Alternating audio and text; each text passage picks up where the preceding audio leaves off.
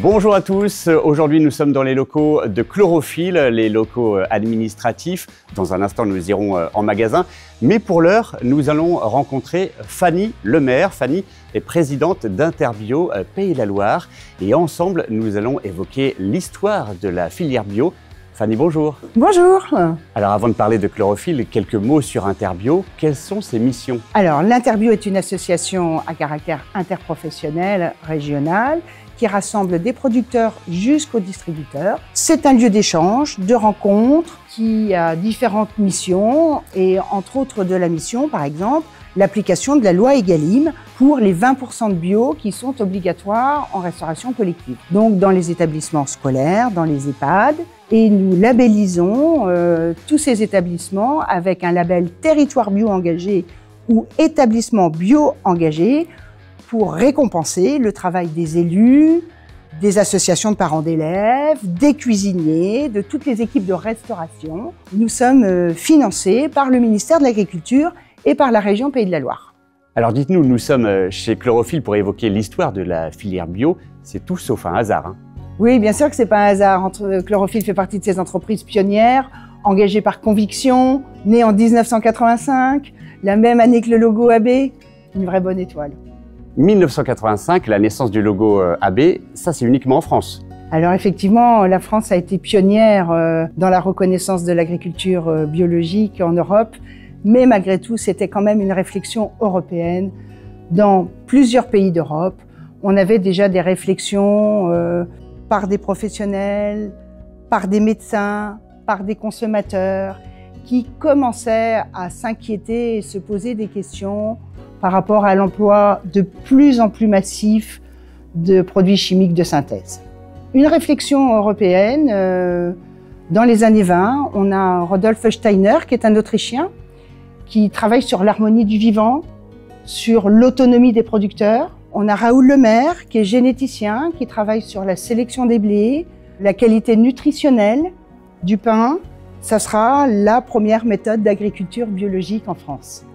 Et puis, dans les années 30, effectivement, mettre en avant les travaux d'Henri Pieffer qui met en place la biodynamie selon la réflexion de Steiner. On peut parler des Müller, des médecins suisses qui sont, lui, engagés pour les conditions des paysans, elle pour l'hygiène de vie, la qualité alimentaire, la santé. On peut aussi citer en 1940 les travaux d'Albert Howard avec la Soy Association en Angleterre qui travaille beaucoup sur la qualité des sols avec de l'humus. On peut parler bien sûr de Nature et Progrès qui se sera inspiré des travaux de tous ces pionniers pour écrire dans les années 70 un cahier des charges de l'agriculture biologique. Et puis, comment ne pas parler plus proche de nous de Pierre Rabhi, l'histoire du colibri. Bref, en 85, c'est donc la naissance du logo AB pour la France, mais c'est bien sûr cette réflexion collective européenne qui fait que dans les années 90, on arrive à une réglementation européenne. Et c'est à partir de là que sont nés effectivement des logos privés pour donner de la supériorité à l'Eurofeuille, au logo européen. Alors sur les logos, justement, aujourd'hui on en voit fleurir un peu partout. Ça vous inspire quoi? Alors d'abord, il est important de ne pas mélanger tous les labels et de ne pas confondre les pseudo-labels environnementaux du conventionnel avec les surlabels de la filière bio. Rappelons ce côté réglementaire. La première réglementation, c'est bien la réglementation européenne avec l'Eurofeuille. Il n'empêche que chaque pays a possibilité de communiquer sur son logo. Pour nous, la France, le logo AB. Et puis, dans ces surlabels, on peut noter bien sûr la biodynamie dont on a parlé de Steiner, mais on peut parler aussi de biocohérence, Nature et Progrès, on peut parler de Cosmébio pour le non alimentaire et entre autres pour la cosmétique, qui sont là pour sublimer l'Eurofeuille. C'est toujours du plus. Alors, bien sûr, ces labels rentrent dans un système de contrôle et en général, ce sont plutôt les mêmes organismes de contrôle officiels qui certifient cette qualité supérieure. Alors effectivement, souvent ces labels sont réservés au réseau magasins spécialisés et ils sont très présents chez Chlorophylle. Eh bien merci Fanny, ce que je vous propose justement, c'est qu'on aille directement en magasin. Allez, c'est parti. Allons-y!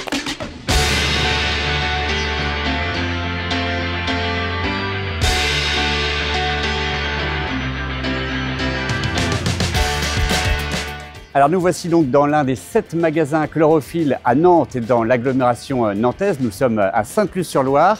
Alors Fanny, par quoi on commence? Par les pâtes, c'est facile à cuisiner. Alors ces pâtes bio qu'ont-elles de si particulier? Donc on va commencer par la matière première, le blé, qui va donc être contrôlé et certifié bio.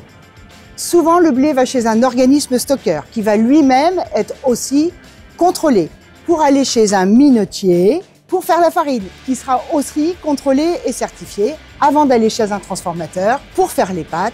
Et celui-ci sera aussi contrôlé et certifié selon la réglementation de l'agriculture biologique.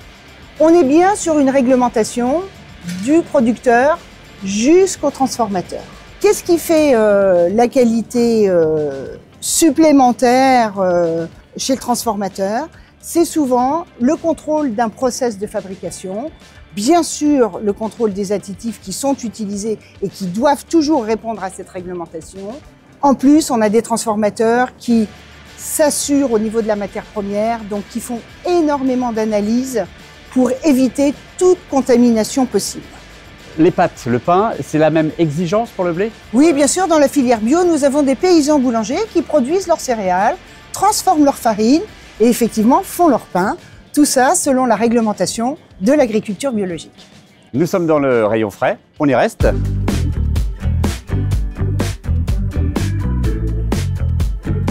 Bon alors bien sûr, comment ne pas parler de la maison Gabory, qui est donc une entreprise familiale, emblématique de la région. Ils élèvent des petites jersiaises, ils ont une formidable gamme de produits laitiers et de fromages, gourmandes, très gourmande. Et puis, comment ne pas parler de Bernard Gabory, pionnier Nature et Progrès, fondateur du label Biocohérence. Le label Biocohérence, c'est pas de mixité de production bio et non bio sur une exploitation et chez le transformateur. C'est la gestion de la nourriture animale, donc pas d'ensilage, que des céréales qui sont produites et transformées sur l'exploitation. Et puis, c'est pas plus de 100 km entre le producteur et le transformateur. On est vraiment sur un surlabel de qualité qu'on va retrouver exclusivement dans le magasin biologique. Alors, nous sommes désormais du côté des fruits. Qu'est-ce qui différencie un fruit conventionnel d'un fruit bio? Alors, la première qualité d'un fruit et légumes, c'est qu'il soit de saison. Pour les qualités nutritionnelles, on a besoin l'été de manger des fruits et légumes à queue et on a besoin l'hiver de manger des fruits et légumes fibreux pour prendre soin de notre microbiote. La deuxième qualité, c'est qu'effectivement, ces pommes, elles sont certifiées bio. Ça veut dire qu'on n'a pas utilisé de produits chimiques de synthèse pour les produire. Et alors, un produit comme la pomme, c'est pas banal quand on sait qu'en conventionnel, on peut utiliser jusqu'à 30 traitements.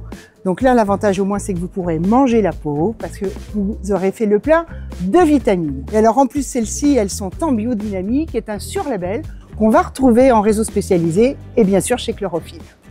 La biodynamie, justement, c'est ce qui correspond au label Déméter, c'est ça? Oui, effectivement. Entre autres, on pourrait aussi parler du logo Biodivin. Mais là, nous sommes au domaine de Passavant, qui effectivement est en Déméter. Donc c'est un surlabel, donc un cahier des charges supplémentaire. On est d'abord certifié en bio et après certifié en biodynamie. C'est souvent le même organisme de contrôle. La biodynamie, c'est quoi? La biodynamie, c'est un cahier des charges supplémentaire où on intervient au niveau de la vigne, où on intervient au niveau du vin, et qui a une relation sur le vivant, une relation cosmique, c'est-à-dire que pour certaines interventions dans la vigne comme dans le vin, on peut tenir compte de l'influence de la Lune, puisqu'on connaît tous l'influence de la Lune à travers les marées, mais bien sûr, la première planète qui nous concerne, c'est le Soleil, avec l'influence jour-nuit, entre autres, et on va intervenir dans la vigne ou dans le vin en conséquence d'un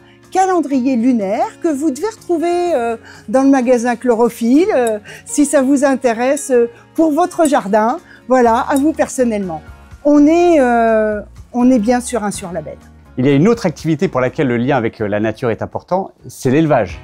Oui, alors effectivement, nous on a bien en agriculture biologique dans cet aspect réglementaire ce qu'on appelle le lien au sol, c'est-à-dire que la production et l'élevage sont très complémentaires. On fait des céréales pour nourrir le bétail fait du compost qui va nourrir le sol. C'est ce qu'on appelle en agriculture biologique le lien au sol. Et puis il y a une autre notion qui est très importante dans l'élevage. La réglementation a été construite pour le bien-être animal. Ça veut dire que dans tous les élevages en bio, on a suffisamment d'espace pour que l'animal puisse se mouvoir en toute liberté. Et il y a même certaines méthodes qu'on pourrait retrouver dans le conventionnel qui sont interdites en élevage bio pour qu'il n'y ait pas de maltraitance. Ce que vous dites là vaut pour tout le règne animal, y compris les poissons.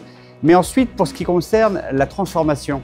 Oui, bien sûr, le cahier des charges de la réglementation bio est très strict. Et d'ailleurs, Chlorophylle, qui fabrique ces saucisses, est contrôlé pour le respect de ce cahier des charges par un organisme de contrôle, qui est donc un organisme, je le rappelle, un organisme d'État, qui est donc bien sous la tutelle du ministère de l'Agriculture. Alors Fanny, il y a un produit sur lequel on pourrait être un peu moins vigilant en tant que consommateur, c'est l'huile. Oui, alors que pourtant c'est très important d'abord dans l'équilibre alimentaire. Il faudra être vigilant sur les huiles qu'on peut chauffer et les huiles qu'on ne peut pas chauffer dans sa consommation. Mais parlons côté réglementation, la matière première est certifiée bio, donc toujours pas de produits chimiques de synthèse, et puis des process de fabrication qui vont préserver les qualités organoleptiques et nutritionnelles du produit. Exemple, on ne fait pas d'hydrogénation dans les huiles bio, on n'utilise pas de solvants dans les additifs. Souvent en bio, les process de fabrication sont vraiment faits pour qu'on garde les qualités organoleptiques et nutritionnelles des produits. D'ailleurs, on va le retrouver dans les thés et les tisanes.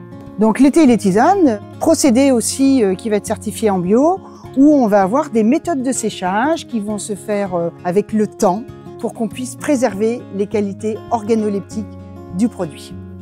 Alors là, sur cette boîte de thé, on découvre un logo, c'est un nouveau label, ça semble très important pour la filière. Oui, bien sûr, effectivement, la notion du commerce équitable, puisqu'il s'agit d'un logo du commerce équitable, est important.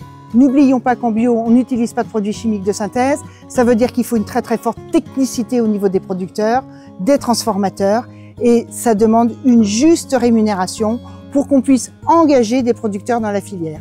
Et puis, comme à chacun, tout travail mérite salaire. Donc, cette notion de commerce équitable, de juste rémunération auprès du producteur, est un engagement de la filière biologique. Alors, la majeure partie des produits qu'on trouve ici, 9 produits sur 10, sont français, dont 2500 produits locaux. On peut dire que le Made in France, le bio local, ça aussi, ça a du sens. Alors, effectivement, le sens est important. Nous, on dit dans la région des Pays de la Loire, le bio local, c'est l'idéal. L'avantage, c'est qu'on est une région très, très riche en fabricants, 100% engagés dans la filière. C'est toute l'attention des équipes de Chlorophylle, c'est sélectionner un fabricant, sélectionner un produit qui corresponde bien aux valeurs de l'enseigne. Et ça a du sens. Alors là, on se retrouve dans le rayon cosmétique avec des produits, encore une fois, régionaux. Si je prends celui-ci, par exemple, là, on va découvrir un autre label Cosme Bio. Oui. Exactement. Alors, le label Cosme Bio certifie bien sûr la cosmétique. Il a été créé en 2002. C'est une garantie pour le consommateur. Pour 95% de produits naturels comme la cire d'abeille ou certains végétaux qui sont utilisés, on peut avoir la présence de certains ingrédients issus de la pétrochimie, mais bien sûr dans des quantités très restrictives et très contrôlées par rapport au cahier des charges. Bon là, chez Chlorophylle, vu l'exigence, l'engagement des équipes, il est peu probable qu'on trouve ces produits-là. On n'a vraiment que des produits qualitatifs qui vous garantissent vraiment des produits avec les bons ingrédients. Cosme Bio, concrètement, c'est quoi l'histoire de ce label? Alors, Cosme Bio, l'histoire, c'est des pionniers qui ont voulu effectivement mettre aussi une homogénéisation dans la cosmétique bio.